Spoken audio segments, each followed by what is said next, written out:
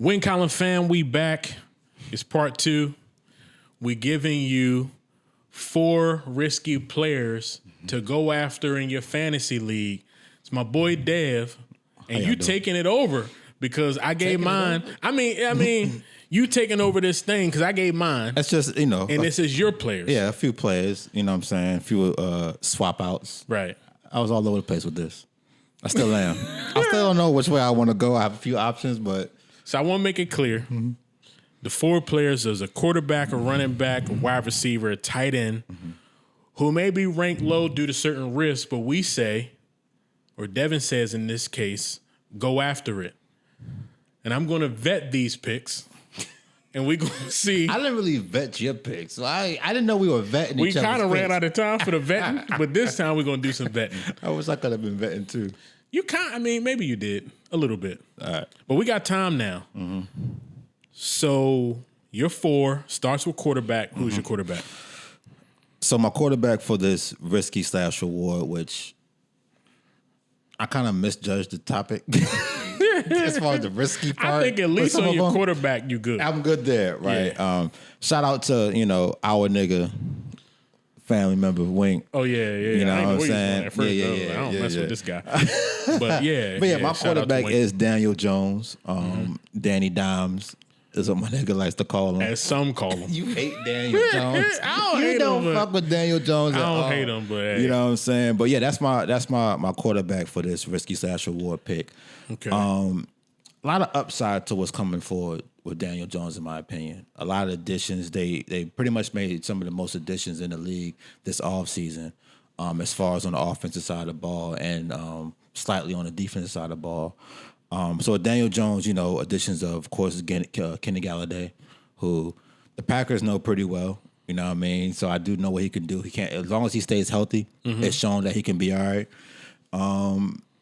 And then they also added Dante Pettis and then John Ross. So those additions is definitely key. But you still have Sterling Shepard, who as long as he stays healthy, at least last year, have shown to do something. You know what I mean? He showed rapport with Darius Slayton. And then, of course, Saquon comes back, who's, we talked before. That's one of the biggest helps, I would assume. Yeah, I think so. That definitely is the biggest help. Saquon's one of the best running backs. How you feel about Kadarius Toney? I like him. I like him a lot. I definitely like him a lot. He was a prior quarterback.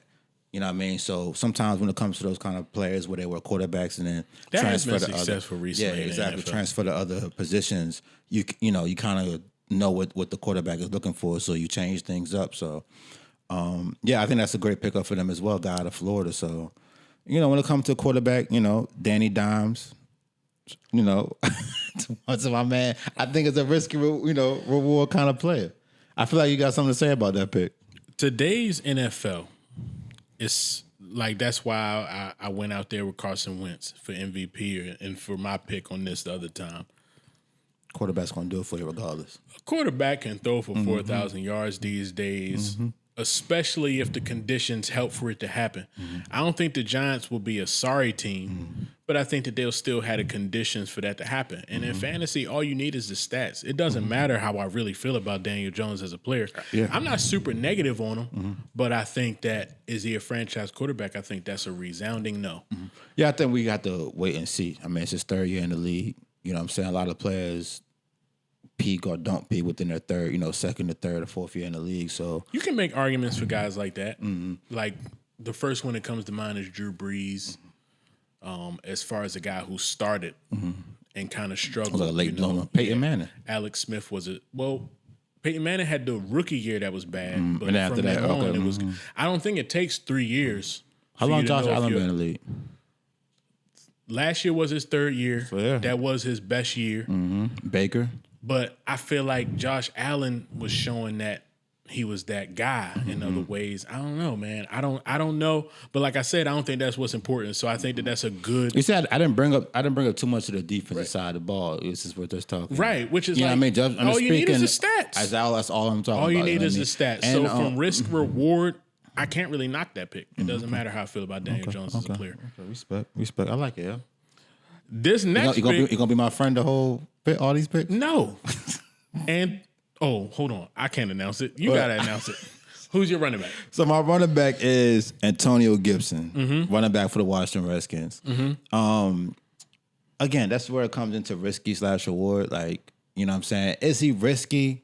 I mean, he plays for the Redskins. So any player besides Scary Terry on the Redskins. They were a playoff team last year, but if you don't have their division being so as horrible. bad as it is, they probably aren't. And I think the division is going to be a lot better this year. So public opinion being that you shouldn't mess with a Washington football team player, because some people don't like Terry McLaurin just because he plays for them. Right. So, and he's also ranked with right in the middle to bottom half of the league as far as running backs with most fantasy things that I've seen. So just to be clear, your risk is that who he plays for means that he could possibly not have that great of a year. No. Also, he is there with J.D. McKissick, and he does have someone that he loses touches to. Exactly, especially in the pass game. PPR league. Yeah, exactly. I don't know. I mean, the dude is literally a former receiver, but they still roll J.D. McKissick out there, which in a lot of times, pass protection comes into play. But I had Antonio Gibson last year. I was paying attention, and J.D. McKissick's out there running pass routes. He's not out there blocking. Right. Why is he so involved? Right. And then, they get a better quarterback situation this year as well. You know what I mean? I believe Ryan Fitzpatrick is going to win that job over, how about I say Tyler Higbee? What's it?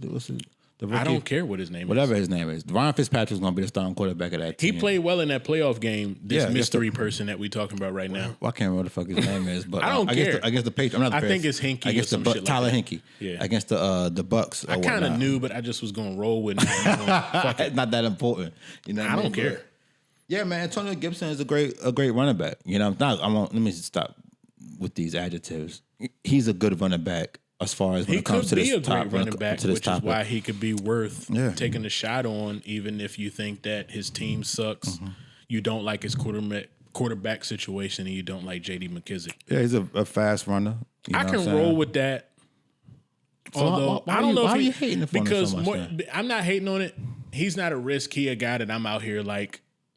I don't want to say targeting, but I'm not going to let him drop too far. And if anybody else is, then he definitely fits in your thing. Because if you're going to let him drop, then what you're really going to do is let him fall in my pocket the way I see it. According to rankings, he's an RB2 in most fantasy. You know what I mean? Right. Because some people would feel the same way about me bringing up JK last time. To some people, that's a target. Yeah. I'm with you. So now you with me here still. I'm with you on what you like about him and maybe the risk thing. Okay. I'm getting it. So that's a yes. So I'm 2 for 2 when it comes to you being on my side here. You 1.75. Oh my goodness. I can't for get 2. 2 for 2. Let's see if you can get me on a receiver.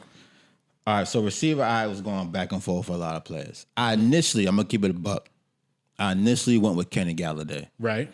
I went away from Kenny Galladay because I feel like it's not risky. I feel like with him, it's just health. You know what I'm saying? As long as he stays on the field, he is a number one receiver. You know what I mean? As far as what I've seen in him, he's missed a lot of games as far as playing against the Packers. So, but what I see from Kenny Galladay, proven to be a number one receiver. Right, exactly. So that's why I actually took that away. I also was going to go Curtis Samuel. You know what I mean? Who's now plays for the Redskins, but I took that away as well. So what I went with on the fly, pretty much freestyle, Mecole Hardman. Of the Kansas City Chiefs.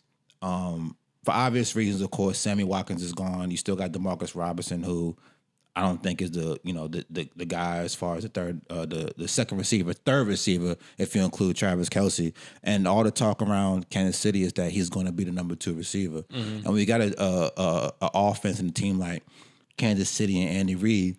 We talk about it all the time. They throw the ball when you don't have to throw the ball. Yeah, they throw the ball a lot. You know what I'm saying? A whole lot. So, Mecole Hardman, I think, is definitely, but it also could backfire. That's why I say it's risky, because they do have 2 other receivers. I think he is the riskiest. I think he is one of the more up-in-the-air guys, because I think you can look at Kansas City and say he's already had a good amount of opportunity, and the production has not been great for the amount of opportunity. So it sounds like somebody need to do some real tape study on and diving in. It might be a video. So you're Who knows? So you're 3 for 3. It's very risky. The reward, it could be big. I mean, I think, is he plays in Kansas City. And if you have him somewhere on your fantasy team, maybe you're not starting him to start the year. Right. But if he starts to get hot, he becomes a wide receiver 3 for you, flex option, that kind of stuff. As a wide receiver 3, you'll take, 700-800 yards and 7 touchdowns. What I'd be worried about is when you're going to get it. True. I agree with that. I think it's going to take patience. I think if you draft somebody like Mecole Hardman, you just see what happens. I don't think that you can assume that he just is Sammy Watkins, who was not a great fantasy pick. Not at all. He just always has these great week ones since he had been with the Chiefs. He'll have 6 touchdowns in 3 games. Right. And make it look funny. Make it look like he had a all right little season or whatever. Right. I mean, on the field, I've heard a lot of things about how much Chief players respect him, Chiefs coaches and things of that nature, and how much they saw him as a meaningful piece. But it's a totally different body type. You know what I mean? So I think that it's going to be interesting. Yeah. It's going to be interesting. And depending on what kind of league you're in, I mean, he does return punts and kicks too. So right, true. That'll be there as well. So then we have tight end. 3 for 3? No. What am I? 2.75 still? I don't knock any of these too hard. I don't know how risky Antonio Gibson is, but whatever his risk is, if he is risky, I'm willing to take it. So that's just like a no-brainer. But I like Mecole Hardman, the fact that you can make an argument for that, I believe in. Okay. Daniel Jones. Now, your fourth guy, your tight end, who was that? Gerald Everett, the Seattle Seahawks. You know what I'm saying? I did have a couple, again, just like receiver, a couple ways I want to go. I did want to go Blake Jarwin of the Cowboys, just because it's the Cowboys. Dak Prescott coming back as a tight end for injury. You know what I'm saying? I did want to go there, but I want to go Gerald Everett because, again, I thought it was very risky. You know what I mean? When it came to, again, I'm going back and forth with the title. Like, I followed the rules the whole time. But this time I did. You know what I'm saying? I agree with you. I think Gerald Everett is very risky. You know what I mean? Very, very risky. However, when it comes to the upside is you have to go against Will Dissly, who...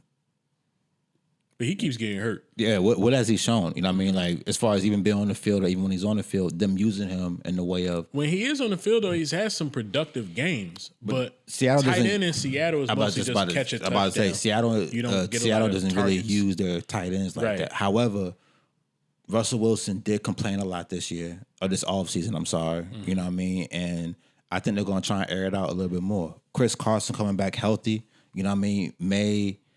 open some things up. He'll be healthy for about the first game at least. I had him, and hopefully maybe the first. Or he will not be there in playoff time in fantasy leagues. Trust me on that. Yeah. He won't be there. In fantasy playoffs. Dude get hurt. Like you know what I mean? Yeah, exactly. And the offensive coordinator for LA last year went over to the Rams, so I think. I think he had like 400 yards last year with the Rams with splitting carries. I mean, not carries, but touches with Tyler Higbee. You know what I mean? Targets. Targets. You know what I mean? Who I think also is not risky, but he's going to be but it's a good tight end to look at. You know what I mean? But yeah, I want with Gerald Everett. You know what I'm saying? I do see his targets, receptions increasing. You know what I mean? He's with Seattle. He may have to learn the improv because but what's their coach name?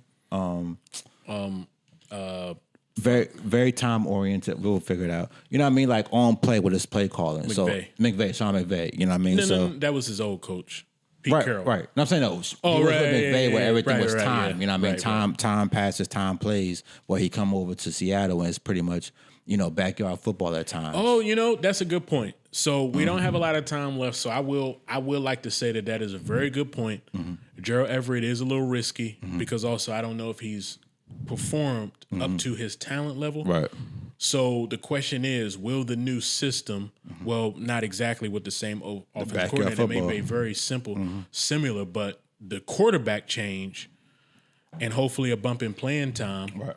Okay, I'm with you on that. So you 4 for 4, baby, get some. So with that being said, man, these are the 4 guys to look for. We'll see what happens. Y'all come back for more, man. Be easy.